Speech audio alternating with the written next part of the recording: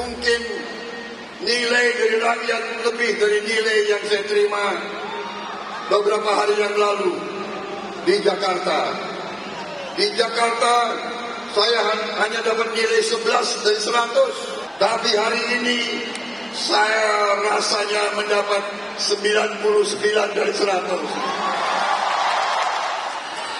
Saya yakin dan percaya rakyat Indonesia tidak mau pemimpin yang tukang omon saja. Tapi aku nggak sebut orangnya siapa loh.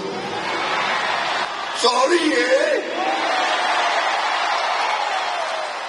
Kalau debatnya berhasil ya pasti tenang habis debat. Kalau debatnya berhasil pasti tenang habis debat. Kalau nah gitulah, nggak usah, kita tenang aja Kak. Dan semua yang diungkapkan sesudah debat, pertanyaannya kenapa tidak diungkapkan saat debat? Itu kenapa Pak? Kalau kita melihat kan debat kan Pak Prabowo begitu defense gitu. Tapi Ya kan tinggal dijelaskan. Ya saya nggak tahu, kalau itu harus tanya sama mereka. Kan justru kami selesai debat selesai. Justru menurut saya inilah pentingnya bagi masyarakat menilai. Kita lanjutkan kembali perbincangan kita sore hari ini, Saudara, bersama dengan Lely Aryani, pakar komunikasi politik dari Universitas Nasional, juru bicara Timnas Amin Wibi Andrino, dan juga juru bicara TKN Prabowo Gibran, Andre Rosiade. Saya tadi menangkap apa yang disampaikan oleh Bung Andre bahwa bukan tanpa alasan ini terus dibawa oleh Pak Prabowo di luar ruang debat karena ada data hoax yang dibawa, ada data palsu yang dibawa oleh Pak Anies. Benar demikian, Mas Wibi? Sorry ya Bang Andre, bahwa apa yang disampaikan oleh Pak Anies itu adalah realita ya, bahwasanya hari ini kalau kita bicara kepemilikan lahan Pak Prabowo, memang itu faktanya seperti itu. Bahkan itu sudah diklarifikasi oleh Pak Prabowo bahwa memang mungkin datanya Pak Anies salah ya, mungkin bukan 340.000 hektar, tapi ternyata 500.000 hektar. Dikomparasi memang hari ini dengan hunian untuk para pejabat tentara kita yang hari ini sangat amat minim, itu kan fakta yang disampaikan Pak Anies. Itu kan kegelisahan yang dirasakan kita bicara konteks isu pertahanan. Gimana kita bicara pertahanan kalau misalnya instrumen pertahanan kita yaitu tentara belum sejahtera. Sementara ada lahan yang dipakai untuk menanami singkong yang gagal, yang banyak. Itu food estate. Nah, seperti itu sih menurut saya. Oke, Bung Andre gimana tuh? Bukan data palsu kok itu? Jadi saya ingin sampaikan ini soal etika dan adab ya. Kita berdiskusi temanya itu di debat yang ketiga ini adalah soal pertahanan, hubungan internasional, dan juga geopolitik. Berbeda dengan diskusi nanti kalau debat kelima, kalau nggak salah. Itu ada reformasi agraria. Data yang disampaikan oleh Pak Jokowi yang dikutip oleh Mas Anies itu pernah disampaikan oleh Pak Jokowi dalam debat 2019 itu dengan tema reformasi agraria. Nah ini soal kepantasan dan adabnya Anies Baswedan saja. Bagaimana Anies dengan sengaja di menit pertama, ini soal adab dan etika dan kepatutan ya, dengan sengaja mendramatisir ya, menyerang Pak Prabowo secara personal. Apakah pantas itu?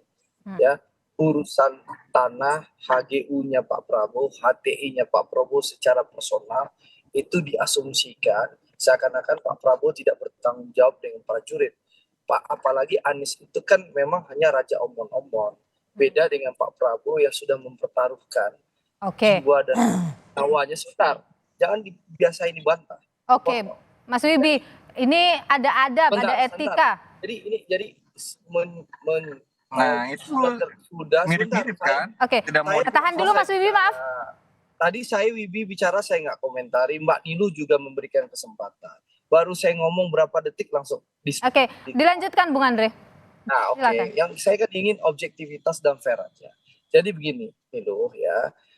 Apakah pantas seorang Anies Baswedan melakukan skenario menyerang personel Pak Prabowo di saat kita temanya debat pertahanan? Bukan pertanahan, bukan reformasi agraria. Sengaja betul memang Anies memang ingin menyerang Pak Prabowo. Setelah menyerang di debat pertama, memberikan data palsu kebohongan soal orang tua pendukung Pak Prabowo Harun Al-Rashid. Sekarang sengaja lagi dari awal memang berniat memprovokasi Pak Prabowo dengan memprovokasi membandingkan rumah dinas TNI dengan tanah Pak Prabowo yang tidak ada hubungannya. Padahal semua prajurit TNI tahu bahwa Pak Prabowo sebagai patriot, orang yang pernah menggadaikan nyawanya untuk membela NKRI, berbeda dengan Anies yang hanya bisa omong-omong ya. Pak Prabowo ini sudah terkenal begitu perhatian dengan kesejahteraan prajurit sejak beliau muda. Silahkan tanya dengan prajurit-prajurit termasuk tentara-tentara yang ada di kubu Anies Baswedan itu. Ya, bagaimana Pak Prabowo memang sangat peduli kesejahteraan prajuritnya. Tapi tiba-tiba Anies membangun narasi yang tidak tepat dan ini sengaja ya mendiskreditkan orang yang membesarkannya. Tanpa Pak Prabowo, mohon maaf, Anies Baswedan mungkin tidak pernah dicalonkan oleh Nasdem di Pilpres saat ini. Jadi bukan sebatas sorry ya, tapi ini soal adab dan etika. Apalagi Anies Baswedan selalu berkata-kata omon-omon bicara etika. Tapi seperti ya terpercik air di dulang, yang menepuk air di dulang terpercik muka sendiri. Itu yang terjadi di Anies Baswedan. Jadi menurut saya, mari kita jujur. Ya memang kita tahu Anies memang berencana memang mendiskreditkan Pak Prabowo dari awal dan itu permainan kan di menit pertama langsung. Jadi mari kita jujur, tapi memang sulit. Kalau orang biasa berbohong, biasa merangkai kata-kata, biasa omon-omon, apalagi memang terbukti ya dalam debat pertama, debat kedua memberikan data palsu dan kebohongan mungkin demi ambisi dan kekuasaan ya berbohong lalu melanggar etika itu wajar. Tapi itu silakan rakyat yang menilai. Yang jelas kita melihat bagaimana imigrasi pemilih Anies begitu banyak kepada Pak Prabowo yang kecewa ternyata terbongkarlah ternyata Anies itu bengis dan kejam demi menggunakan kekuasaan. Silakan Nilu. Mas Wibi, ada bahasa tadi, ada etika ini juga sering disinggung oleh Prabowo. Kemudian juga mendiskreditkan Pak Prabowo, itu yang dilakukan oleh Anies Baswedan dalam debat. Iya Mbak Nilu, kalau misalnya bicara ambisi kekuasaan, Pak Anies itu baru pertama kali nyapres.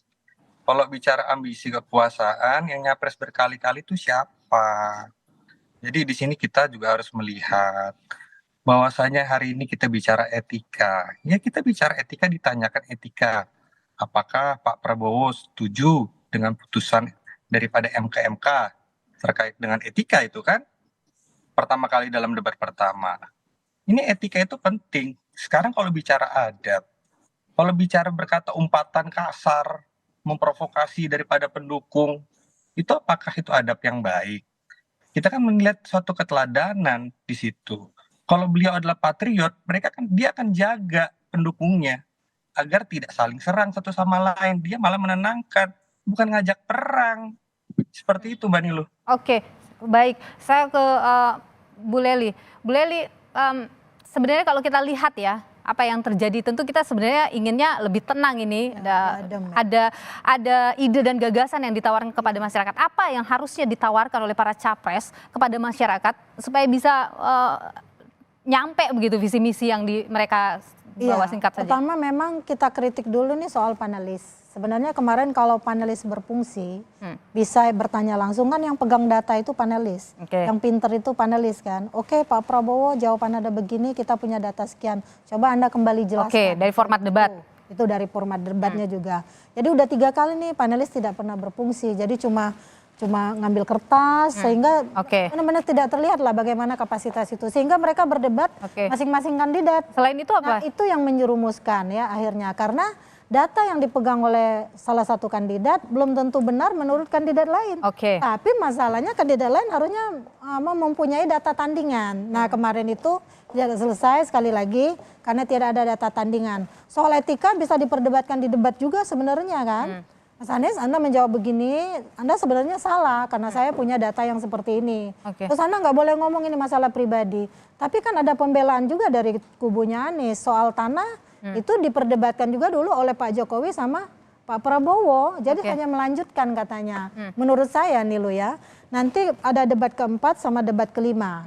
Kalau itu memang terasa menyerang pribadi, pada saat itu saja dibilang. Oke, langsung dikonfirmasi pada saat debat. Pada saat itu, jangan diperluas, diperlebar ketika udah selesai debat. Baik. Dengan narasi-narasi yang justru personal tuh sekarang. Oke. Di dalam debat nggak ada personal menurut saya. Di Baik. luar debat sekarang pada personal. Baik, Ibu Profesor Lely Aryani, pakar komunikasi politik dari Universitas Nasional. Terima kasih atas pandangannya Sama-sama, Kompas ya. Petang. Terima kasih juga juru bicara Timnas Amin, Wibi Andrino, dan juga juru bicara TKN Prabowo Gibran, Bung Andre Rosiade. Terima kasih sudah berbagi pandangan di Kompas Petang. Sehat selalu, Bung Andre dan Mas Wibi, Bu Lely juga.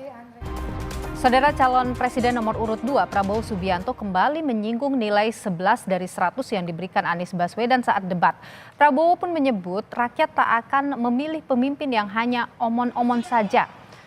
Dalam konsolidasi Partai Koalisi Indonesia Maju dan Relawan di Medan, Sumatera Utara hari ini, Prabowo menyebut rasanya ia mendapat nilai 99 dari 100. Prabowo juga bilang dirinya yakin rakyat tak akan memilih pemimpin yang hanya bicara saja atau omon-omon, melainkan ingin pemimpin jujur sejalan kata dan perbuatan. Dalam acara itu Prabowo didampingi Wali Kota Medan Bobi Nasution dan jajaran tim kampanye nasional.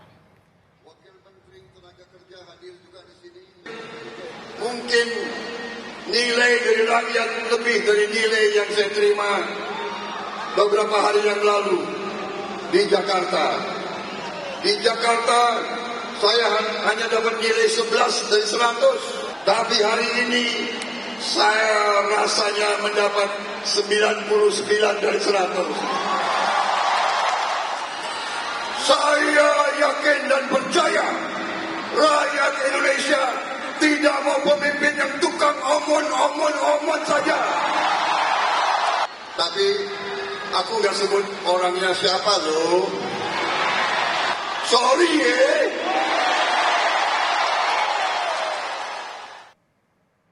Soal sindiran dari Prabowo untuk Anies pasca debat, calon presiden nomor urut 1 Anies Baswedan bilang kalau debatnya berhasil pasti akan tenang. Anies pun mempertanyakan sanggahan yang disampaikan tidak dalam forum debat dan mempersilahkan publik menilai.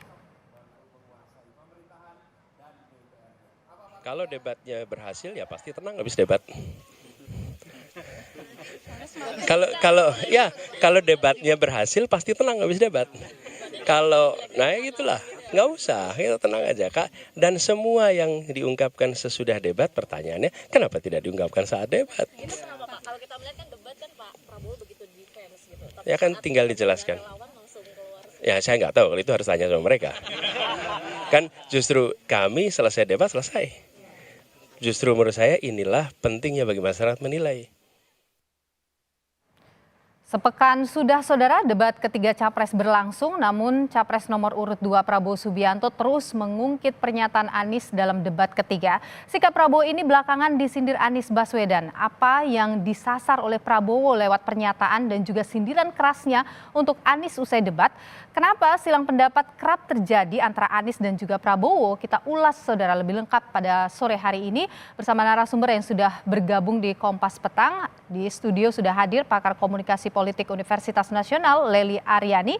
Lalu juga ada juru bicara Timnas Amin Wibi Andrino dan juga ada juru bicara TKN Prabowo Gibran Andre Rosiade. Saya ingin sapa dulu Bu Lely, terima kasih sudah bersama Nilu, sehat selalu bersama Kompas Petang. Sore. Di sambungan Zoom ada Bang Andre dan juga Mas Wibi, selamat sore. Selamat sore Nilu. Selamat sore. Prof. Ya. Lely dan Ya, Pro Wibi. Sama-sama. Sehat semua ya. Saya ingin ke Bu Lely dulu. Ya. Bu Lely membaca apa yang dilakukan oleh Prabowo dalam setelah debat ini. Ini pertandingan sudah selesai, di luar sudah keluar begitu, masih dibahas pertandingan itu. Apa yang Anda baca dari situ? Ya, pertama ini debat yang diperdebatkan. Jadi ibarat kalau kita baca cerita bukan cerpen, tapi cerber. Cerita bersambung Oke. gitu ya. Nah, Kenapa dia melakukan itu? iya, sebenarnya kemarin saya juga udah jelaskan di banyak media. Ini kita bicara soal kalau debat itu orang selalu memperlihatkan 3 genre dan menafsirkan juga 3 genre. Yang pertama genre isi, yang kedua genre interpretasi, yang ketiga genre tindakan komunikasi. Nah, nampaknya tindakan komunikasi ini yang terus dilanjut. Soal isi kemarin memang kenapa dia menjadi tindakan komunikasi selanjutnya yang seharusnya berhenti di debat, karena memang ada perkara isi yang kemudian dipersoalkan. Oke. Jadi isi debatnya itu yang kemarin yang jelas sekali tadi soal nilai yang Pak Prabowo ulangi satu. Yang kedua ketika misalnya ditanya soal data. Oke. Nah Pak Prabowo memang berusaha membantah itu salah. Oke. Nah kemarin itu dilanjutkan di debat di media sosial saya lihat. Ada kalimat Pak Prabowo yang mengatakan bahwa itu salah sekian puluh ratus ribu. Kenapa itu, Pak tapi Prabowo melakukan 500. itu di luar debat? Apa yang ingin dicapai? Mungkin merasa bahwa sebenarnya debat itu belum selesai karena beliau itu belum menuntaskan jawabannya dengan memberikan data tandingan. Dan itu alasannya dia kemukakan kemarin kan, waktu saya tidak cukup. Tapi saya herannya kenapa tim suksesnya memberikan data itu dalam waktu kurang dari 2 menit bisa gitu. Oke, baik. Termasuk Andre. Oke, saya tahan di sana. Saya ke Bung Andre dulu. Bung Andre, kenapa Pak Prabowo masih bawa ini ke luar ruang debat gitu? Ibaratnya pertandingan udah di luar ring ini. Jadi begini nih loh, Pak Prabowo wajar saja ya menjelaskan posisi beliau di depan para pendukung atas apa yang terjadi dalam debat ketiga yang sangat dibatasi waktu. Masyarakat berhak mendapatkan penjelasan dan utamanya pendukung perlu diberikan semangat untuk berjuang. Beliau sudah menyampaikan bahwa sewaktu debat dengan Pak Jokowi, keduanya tidak pernah saling menyakiti. Bahkan Pak Jokowi dalam closing statement menegaskan persahabatan dengan Pak Prabowo ibarat sepeda yang rantainya tidak pernah putus. Berbeda dengan Mas Anies yang memberikan nilai 11 dari 100 kepada kinerja Kemenhan. Sehingga banyak sekali ini keluarga besar TNI merasa ikut terhina, ya. Punya kompetensi apa sih Mas Anies untuk menilai kinerja Kemenhan dengan begitu rendah? Yang kedua, kita tahu data-data yang disampaikan Mas Anies juga keliru dan juga banyak sekali kebohongan-kebohongan mulai debat pertama sampai ke debat 2 yang disampaikan oleh Mas Anies dalam debat itu, dan itu diamplifikasi oleh tim suksesnya kebohongan-kebohongan itu. Nah, untuk itu tentu Pak Prabowo mau menjelaskan, tapi terus terang tidak ada kesempatan karena memang moderator menginterupsi karena aturan dan sebagainya. Nah, kenapa Pak Prabowo tidak reaktif pada saat debat? Karena itu forum resmi kenegaraan yang disaksikan oleh tidak hanya di dalam negeri, tetapi juga di luar negeri, dan sekali lagi waktu menjelaskan hanya 1 menit. Begitu nih loh. Oke, tapi kan Jadi kalau terlalu misalnya banyak dibawa di luar forum itu kan sama juga. Publik kan juga melihat dan merekamnya juga begitu Bung Andre. Jadi ini loh. Banyak kebohongan-kebohongan yang disampaikan Mas Anies ya. Saya nggak tahu ya, apakah memang sifat dasar suka berbohong atau memang disengaja berbohong. Contoh, dalam debat pertama, Mas Anies menyampaikan, Pak Prabowo, saya membawa keluarga pendukung Pak Prabowo yang meninggal dan tidak bisa diberikan perlindungan hukum sampai saat ini. Semua kita kaget. Siapa yang dibawa oleh Mas Anies? Ternyata keluarga orang tua Harun Ar-Rasyid yang kita tahu. Kompas pun menulis dan memberitakan waktu itu bahwa Harun Ar-Rasyid anak muda umur 15 tahun, sebentar biar jelas dulu, dan tidak punya hak pilih, dan datang itu sesuai pengakuan teman-temannya yang mendampingi dan juga keluarganya, orang tuanya waktu itu, bahwa Harun Ar-Rasyid tidak mendukung Pak Prabowo, hanya datang menonton keramaian. Tapi oleh Anies Baswedan didramatisir sedemikian rupa dalam debat pertama, memberikan kabar bohong kepada rakyat, menyatakan ini pendukung Pak Prabowo. Itu kabar bohong, berita bohong. Saya tahan di sana dulu kalau gitu Bung Andre. Saya ke Mas Wibi dulu. Mas Wibi, disindir terus ini Anies dibawa terus oleh Pak Prabowo gimana? Ya itulah terlihat sekali ya. Apa yang terlihat? Ya. Terlihat sekali ini seperti pacaran baru putus gitu loh. Gagal move on. Jadi apa yang sudah Pak Prabowo gagal move on maksudnya? Apa yang sudah selesai dalam forum debat, diungkit-ungkit terus-menerus. Sebenarnya ada kesempatan misalnya mau mengajak balikan, tapi malah tidak digunakan. Giliran sudah putus, sudah selesai, baru dibawa kembali. Kan sangat disayangkan. Apalagi kalau bisa dikatakan oleh Bang Andre tadi, malah menggunakan forum luar untuk menyemangati pendukung. Apa yang kami lihat malah sebaliknya. Yang terlihat malah memprovokasi pendukung dengan ungkapan-ungkapan yang saya rasa kurang baik ya. Ada kalimat goblok, tolol, etik mendasmu. Mas Wibi, kita tidak menggunakan kata-kata yang kurang pantas ya. Loh, itu kan disampaikan oleh capresnya Bang Andre. Ini kita live, Mas Wibi, kita tidak menggunakan, mohon untuk tidak menggunakan kata-kata seperti itu. ya mestinya itu juga disampaikan kepada capresnya Bang Andre, bukan Oke. hanya saya yang ada di sini. Baik, Dan ini yang menjadi problem kita bersama, gimana edukasi kita terhadap pemilih. Sementara hari ini kita mendapatkan kemarin ya, Pak Anies bahkan diancam untuk dibunuh dalam live TikToknya. Ini kan sebenarnya kan buah kekhawatiran kita bahwa provokasi ini menjadi suatu yang tidak baik nanti ke depan pada proses demokrasi kita. Oke. Seperti itu, Mbak Nido. Oke, baik. Saya ke Bu Lely. Bu Lely, kalau tadi disebut ya gagal move on mungkin Pak Prabowo. Terus kemudian Pak Anies juga kan sempat menyebut bahwa kalau misalnya debatnya berhasil pasti akan tenang. Ini apa yang Anda baca? Apakah memang Pak Prabowo-nya gagal move on dari debat itu atau Pak Prabowo memang tidak berhasil dalam debat itu?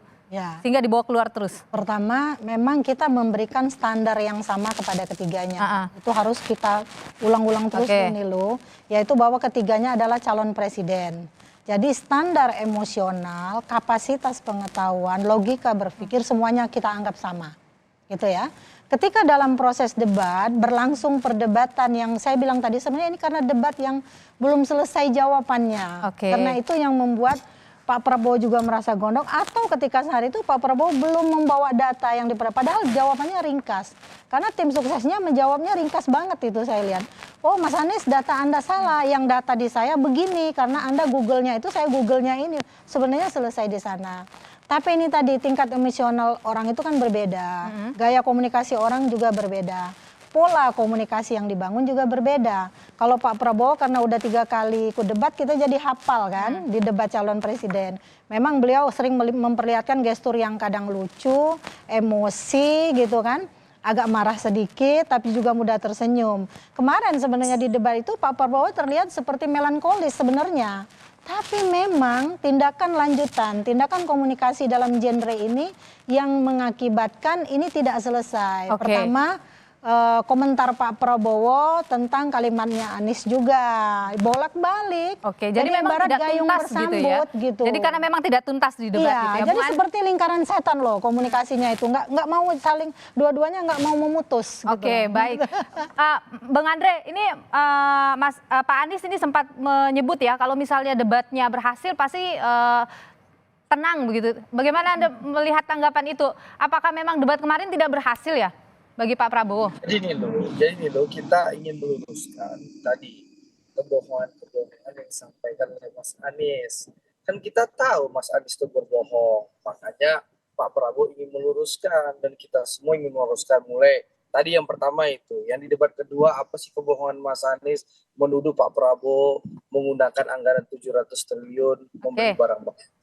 Ini kan narasi yang menyesatkan, begitu kejam Mas Anies memberikan narasi kebohongan ini kepada rakyat, dan ini diamplifikasi oleh tim suksesnya. Ini kan harus diluruskan. Yang kedua misalnya, bagaimana Mas Anies membodohi kita semua, menyatakan Myanmar dan Laos adalah pintu masuk Laut Cina Selatan. Kalau kita zoom itu petanya, kita melihat ternyata Laos itu nggak ada perbatasan dengan laut. Pintu masuk Laut Cina Selatan di mana? Lalu kalau kita lihat Myanmar, kita zoom petanya, Myanmar itu punya laut. Tapi sebelah mana Laut Cina Selatan sebelah sini, Myanmar ini sebelah sini lautnya ketemu dengan Teluk Benggala Bangladesh. Jadi banyak sekali data palsu, data hoax yang memang mungkin terbungkus dengan narasi kemampuan bicara omon-omon Mas Anies yang memang luar biasa. Itu loh, ini harus kita luruskan supaya masyarakat mendapatkan informasi yang benar, tidak hoax gitu loh. Ini yang menyebabkan kita perlu meluruskan. Jadi begitu Nilu. Baik. Ini benar nggak sih datanya ini data palsu, data hoax yang dibawa oleh Pak Anies dalam debat kemarin? Mas Wibi, kita jawab setelah jeda ya Mas Wibi. Tetaplah bersama kami di Kompas Petang.